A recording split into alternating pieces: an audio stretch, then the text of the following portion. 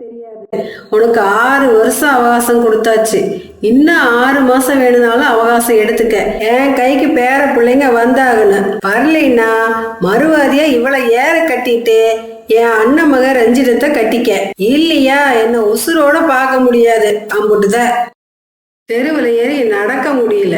விசேஷம் இல்லையான்னு கொலைய அறுக்குறாங்க. இங்க என்னடான்னா இன்னும் கொஞ்ச நாள் பொறுத்துக்கம்மாங்கிறா. இப்படி தெருவே கேட்குற மாதிரி அம்மா ராக்காய் கத்திக்கிட்டு இருந்தனால மாற ஒன்றும் பேச முடியாம கனத்த இதயத்தோட வீட்டை விட்டு வெளியே வந்துச்சு. மாறன் குளக்கரையை நோக்கி நடக்க ஆரம்பிச்சது. இப்படி ரொம்ப கவலையோடு இருக்கும் போதெல்லாம் குளத்துல கொஞ்ச நேரம் நீச்சல் போடுறது மாறனோட வழக்கம். இப்படி பண்றதுனால உடம்புக்கு புத்துணர்ச்சி கிடைக்கிறதோட மட்டும் இல்லாம மனசு லேசாயிரும். அதனால எப்பெல்லாம் கவலை ஏற்படுதோ அப்பெல்லாம் இப்படி பண்றதையும் ஒரு பழக்கமா வச்சிருந்தது மாறன். அப்ப அந்த இடத்துக்கு மாறனோட நண்பனான ஆதவனுக்காக வந்துச்சு. என்ன மாறா, நீ அடிக்கிற நீச்சலை பார்த்தா கவலை ரொம்ப ஜாஸ்தியா இருக்கும் போல இருக்கு. அவன் கஷ்டம் அவனுக்கு, உனக்கு எப்ப பார்த்தாலும் விளையாட்டு தான். சரிப்பா, கோவிச்சுக்காத. என்ன ஆச்சுன்னு சொல்லு. என்னத்தைன்னு சொல்றது, அம்மா எனக்கு காலையிலேயே ஆரம்பிச்சுட்டாங்க.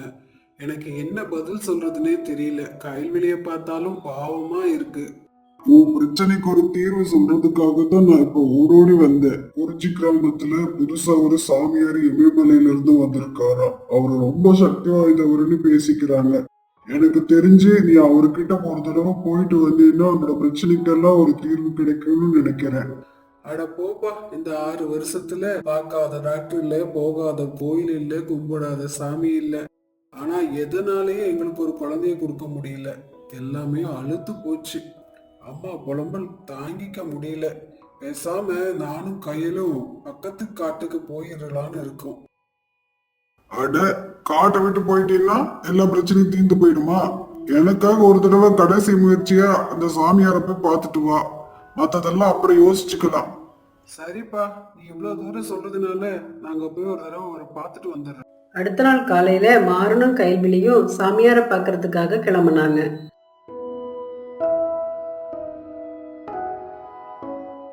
கைல்விழி ரொம்ப நல்ல வாத்து. எல்லாத்துக்கிட்டையும் ரொம்ப அன்பா நடந்துக்கும்.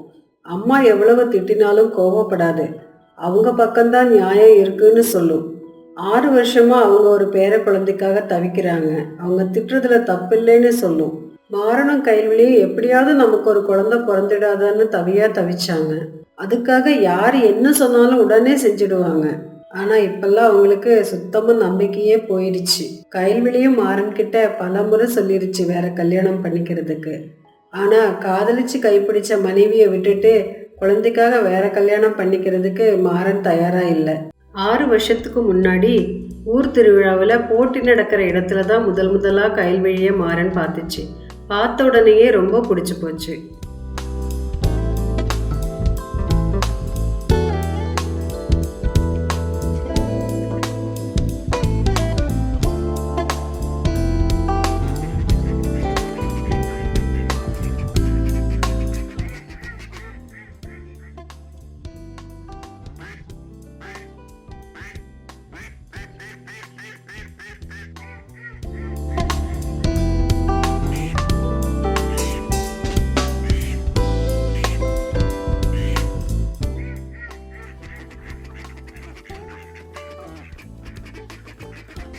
வருஷம் பரிசுகள் அள்ளி குவிக்கிற மாறன் அந்த வருஷம் பரிசு எதையுமே வாங்கல.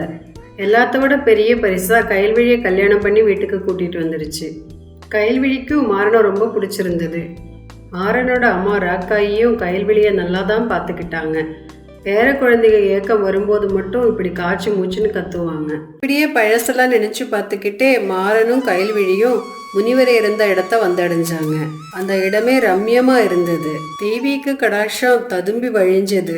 அவங்க 2 பேர்த்தோட மனசும் அமைதியால நிறைஞ்சு வழியறத அவங்களால நல்லா உணர முடிஞ்சது. இப்போ முனிவர் மெதுவா கண் விழிச்சு இப்படி கேட்டாரு. குழந்தைகளே, நீங்கள் இருவரும் என்னை பார்க்க வந்ததன் காரணம் என்னவோ? சாமி, கடவுள் எங்க 2 பேர்த்து மேல மட்டும் ஏன் இவ்வளவு பாரபட்சம் காட்டுறாருன்னே தெரியல. நாங்க அப்படி என்ன மன்னிக்க முடியாத தப்பு பண்ணிட்டோன்னு இவ்வளவு பெரிய தண்டனை எங்களுக்கு கொடுத்துருக்காருன்னு எங்களுக்கு புரியவே இல்லை. குழந்தாய், கடவுள் ஒரு பொழுதும் பாரபட்சம் காண்பிப்பதில்லை. இவ்வுலகிலுள்ள அனைத்து உயிர்களையும் படைத்தவன் அவன்.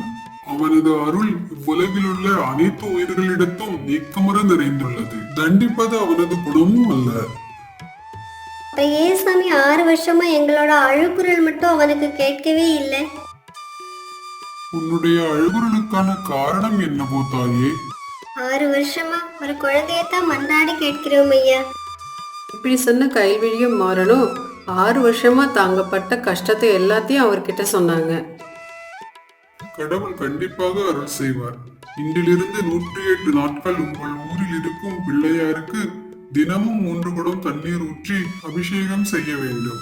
பிறகு அங்கேயே அமர்ந்து உங்களுடைய வேண்டுதல் என்னவோ அதை கூறி அதன் பின்னே நான் கூறும் மகாமந்திரத்தை 108 முறை சொல்லுங்கள். உங்களது வேண்டுதல் கண்டிப்பாக நிறைவேறும். இப்படி சொன்ன முனிவர் அவங்க 2 பேர்த்தோட காதலியும் அந்த மகாமந்திரத்தை ஓதனாரு. நினைவில் கொள்ளுங்கள், இது மிகவும் சக்தி வாய்ந்த மகாமந்திரம். இதை உறக்கச் சொல்லக்கூடாது, மனதுக்குள்ளேதான் ஜபிக்க வேண்டும். மேலும் ஒரு நிபந்தனை, இந்த மந்திரத்தை நீங்கள் வேற யாருக்கும் உபதேசம் செய்யக்கூடாது. அப்படியே ஆகட்டும் சுவாமி, மிகவும் நன்றி. தங்களுடைய வார்த்தைகளை இந்த கடவுளின் அருள்வாக்காகவே எடுத்துக்கொள்கிறோம். மிக்க மகிழ்ச்சி. நாளை நான் திக்விஜயம் கிளம்புகிறேன். சரியாக ஓராண்டு கழித்து இதே நாளில் இங்கு திரும்பி வருவேன். அப்பொழுது நான் உங்கள் இருவரையும் குழந்தைகளோடு தான் பார்க்க வேண்டும். வாழ்க வளமுடன். சென்று வாருங்கள். முனிவர் முகத்துல இருந்த தேஜஸும் அவரோட வார்த்தைகளும் அவங்க 2 பேத்துக்கும் புது தெம்பையும் புத்துணர்ச்சியும் கொடுத்தது. ரொம்ப சந்தோஷத்தோட அங்கிருந்து கிளம்பி போனாங்க.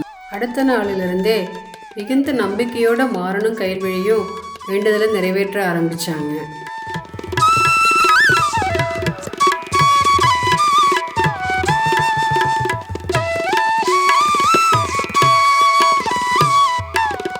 ஒரு நாள் கைவிழி 3 முட்டைகளை இட்டுச்சு. மாறனும் கைவிழியும் ராக்காயும் அடைஞ்ச சந்தோஷத்துக்கு அளவே இல்லை. சந்தோஷத்தில் துள்ளி குதிச்சாங்க. ராக்காயி முனிவரை பற்றி சொன்ன ஆதவன் காகத்தை கூட்டு வச்சு பெரிய விருந்து கொடுத்து தன்னோட சந்தோஷத்தையும் நன்றியையும் சொல்லிச்சு. கைவிழியும் மாறனும் தொடர்ந்து தங்களோட வேண்டுதலை செஞ்சுட்டு வந்தாங்க.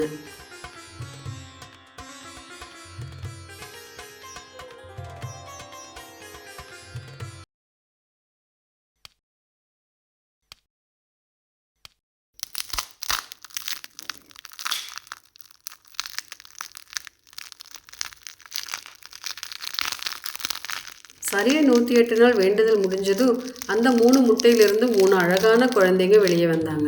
குழந்தைங்க பார்த்த எல்லாரும் ஆனந்தத்தில் துள்ளி குதிச்சாங்க. முனிவருக்கு மனசார தங்களோட நன்றியை சொல்லிக்கிட்டாங்க. ராக்காய் இப்பெல்லாம் இடுப்புல ஒன்றும் கையில் ஒன்றுமா குழந்தைகளை தூக்கிக்கிட்டு தான் எங்கேயானாலும் போகுது வருது. 6 வருஷமா குழந்தைங்க இல்லாமல் இருந்த அவங்களுக்கு முனிவரோட அந்த மகா மந்திரத்தினால தான் குழந்தை பிறந்ததுங்கிற விஷயம் காடு முழுதும் தீயா பரவிச்சு. இப்படியே 1 வருஷ காலம் உருண்டோடி போச்சு. முனிவர் சொன்ன அந்த நாளும் வந்தது. மாறன் தன் குடும்பத்தோட முனிவருக்கு நன்றி சொல்றதுக்காக முனிவர் இருந்த இடத்துக்கு போச்சு. அங்க போன மாறனுக்கு அதிர்ச்சி காத்திருந்தது. ஏன்னா காட்டில் இருக்கிற எல்லாரும் முனிவர் பார்க்க அங்க வந்திருந்தாங்க. தன்னை மாதிரியே முனிவர்கிட்ட இருந்து மகாமந்திரத்தை தெரிஞ்சுக்கிறதுக்காக அத்தனை பேரும் வந்திருக்காங்கங்கிறது மாறனுக்கு புரிஞ்சது.